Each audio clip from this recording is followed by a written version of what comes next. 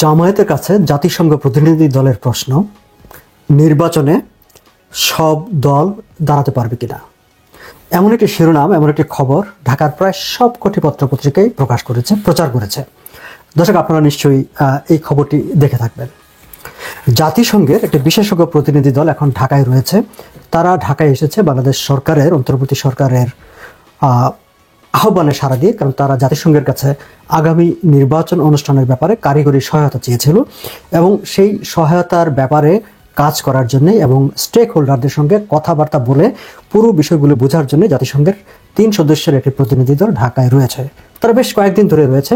সপ্তাহখানেক আগে পররাষ্ট্র মন্ত্রণালয়ে গিয়ে পররাষ্ট্র সচিবের সঙ্গে তারা বৈঠক করেছিলেন, নির্বাচন কমিশনের সঙ্গে তারা বৈঠক করেছেন।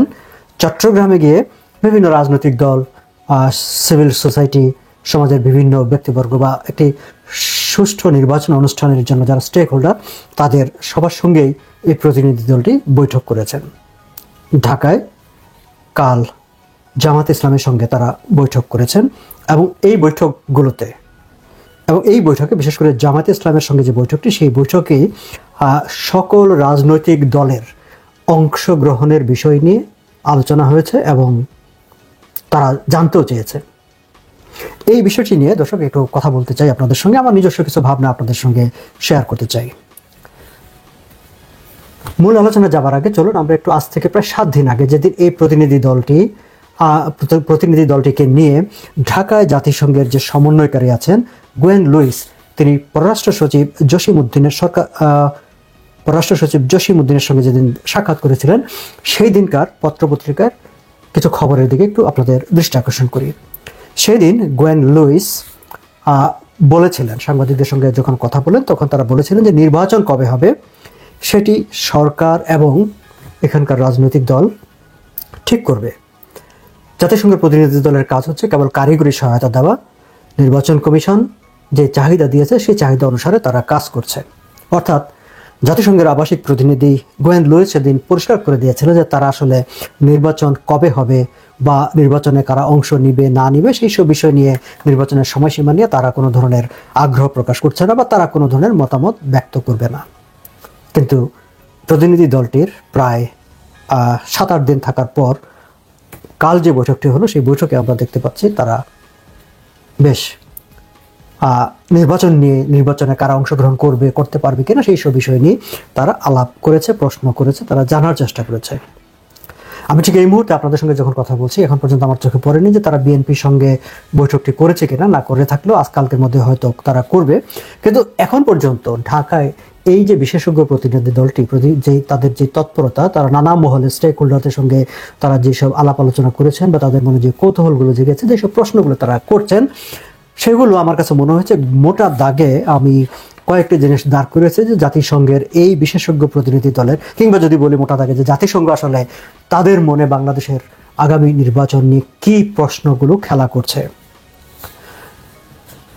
প্রতিনিধি দলের মনে প্রশ্ন আছে সকল রাজনৈতিক দল নির্বাচনে অংশগ্রহণ করতে পারবে কিনা, এবং সেই সকল রাজনৈতিক দলের মধ্যে অতি অবশ্যই তাদের আগ্রহের জায়গা, আকাঙ্ক্ষার জায়গা আওয়ামী লীগ। গত 5ই আগস্ট রাজনৈতিক আন্দোলনে যেই দলটি ক্ষমতাচ্যুত হয়েছে এবং যে দলটির এখন কোথাও কোনো তৎপরতা দেখা যাচ্ছে না, সেই দলটি নির্বাচনে অংশ নিচ্ছে কিনা, কিংবা সেই দলটির নির্বাচনে অংশগ্রহণ কিভাবে নিশ্চিত করা যায়, সেই ব্যাপারটি নিয়ে জাতিসংঘের প্রতিনিধি দলের কিংবা জাতিসংঘের আগ্রহ আছে, এইরকম তথ্য আমাকে আমার সূত্রগুলো জানিয়েছে। দর্শক, আপনারা নিশ্চয়ই শুনেছেন যে আর মাঝখানে ঢাকার কোনো টেলিভিশন খবরও করেছে যে জাতিসংঘের এই প্রতিনিধি দলটি আওয়ামী লীগের সঙ্গেও বৈঠক করতে চায়, আওয়ামী লীগের সঙ্গেও তারা কথা বলতে চায়। আওয়ামী লীগের সঙ্গে আসলে কেবল যে জাতিসংঘের এই প্রতিনিধি দলটি কথা বলতে চায় তাই নয়, আওয়ামী লীগের সঙ্গে কথা বলার আগ্রহ প্রকাশ করেছে ইউরোপীয় ইউনিয়ন। সেটি আরও অনেক আগে, বলা যায় যে আগস্ট মাস থেকে কিংবা সেপ্টেম্বর থেকে তারা চেষ্টা করছে, বিশেষ করে ঢাকায় নিযুক্ত কূটনীতিকরা তারা চেষ্টা করছে স্থানীয়ভাবে আওয়ামী লীগের নেতাদের সঙ্গে বা কারোর সঙ্গে কথা বলা যায় কিনা।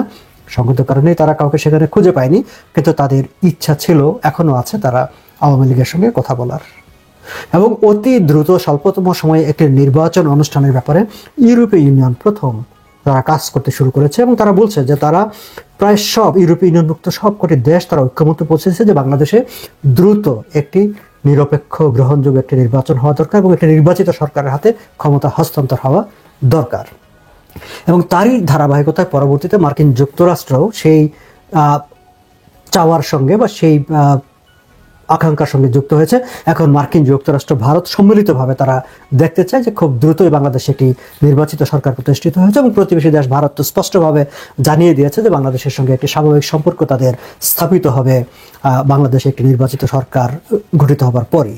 এবং মার্কিন যুক্তরাষ্ট্র গত কয়েকদিন অন্তত গত সপ্তাহখানেকে তাদের আচরণ বক্তৃতার মধ্য দিয়ে তারা এই ইঙ্গিতটি বার্তাটি বাংলাদেশকে স্পষ্টতই দিয়ে দিয়েছে যে তারা বাংলাদেশকে আসলে ভারতের চোখ দিয়ে দেখতে চায়। ট্রাম্প প্রশাসন এসেও হয়তোবা সেটি করবেন, তেমন একটি ইঙ্গিত তারা দিয়েছেন। যাই হোক, সেটি ভিন্ন প্রসঙ্গ। আমি জাতিসংঘের প্রতিনিধি দলের যেই তৎপরতা ঢাকায় সে জায়গাটায় আলোচনাটাকে সীমিত রাখতে চাই। আমি বলছিলাম যে মোটা দাগে যে প্রতিনিধি দল তাদের আগ্রহের যে জায়গাগুলো, তারা যে বিষয়গুলো জানতে চাইছে ঢাকার বিভিন্ন স্টেক হোল্ডারদের সঙ্গে কথা বলার সময়, সেই জায়গায় প্রথম প্রশ্নটি ছিল যে সব দল অংশগ্রহণ করতে পারবে কিনা, এবং তার মধ্যে অবশ্যই আওয়ামী লীগ নির্বাচনে অংশগ্রহণ করতে পারবে কি না। তাদের মনে আরও একটি সংশয় আছে, আরও একটি প্রশ্ন আছে যে নির্বাচনটি হবে সেটা অন্তর্বর্তী সরকার মোহাম্মদ ইউনূসের নেতৃত্বেই হোক কিংবা ভিন্নভাবে হোক, যেভাবে হোক না কেন, মানে যে নতুন আগামীতে যে নির্বাচনটি নিয়ে কথাবার্তা হচ্ছে এবং বিএনপি জুলাই আগস্টের মধ্যেই তারা নির্বাচনটি চাচ্ছে, সেই নির্বাচনটি সুষ্ঠু হবে কিনা সেই বিষয় নিয়েও জাতিসংঘের এই প্রতিনিধি দলটি প্রশ্ন করতে শুরু করেছে। জামাত ইসলামের সঙ্গে যে বৈঠক হয়েছে সেই বৈঠকে এই প্রশ্নটি উঠেছে, অন্যান্য অংশীজনদের সঙ্গে বৈঠকে এই প্রশ্নটি উঠেছে, সরকারকেও তারা এই প্রশ্নটি করেছে যে নির্বাচন সুষ্ঠু হবে কিনা।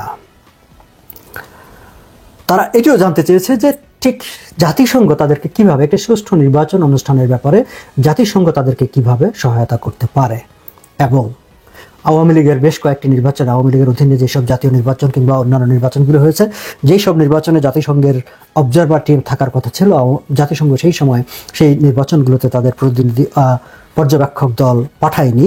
কিন্তু এবার তারা জানতে চাচ্ছে, ইন্টারেস্টিংলি দেখেন, তারা কিন্তু বলছে না যে আমরা জাতিসংঘ আমরা মানে আমাদের পর্যবেক্ষক দল থাকবে।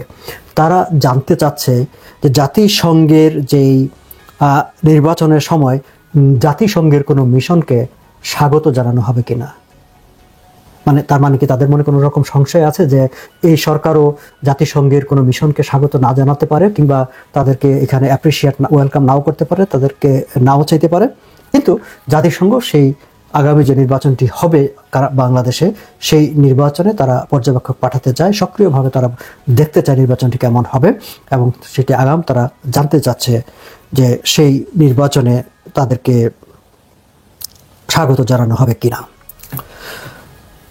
দর্শক, শুরুতেই বলা হয়েছিল যে এই বিশেষজ্ঞ প্রতিনিধি দলটি এসেছে, আসলে এটিকে বলা হয়েছে, এটির একটা নাম দেওয়া হয়েছে নির্বাচনী চাহিদা মূল্যায়ন মিশন।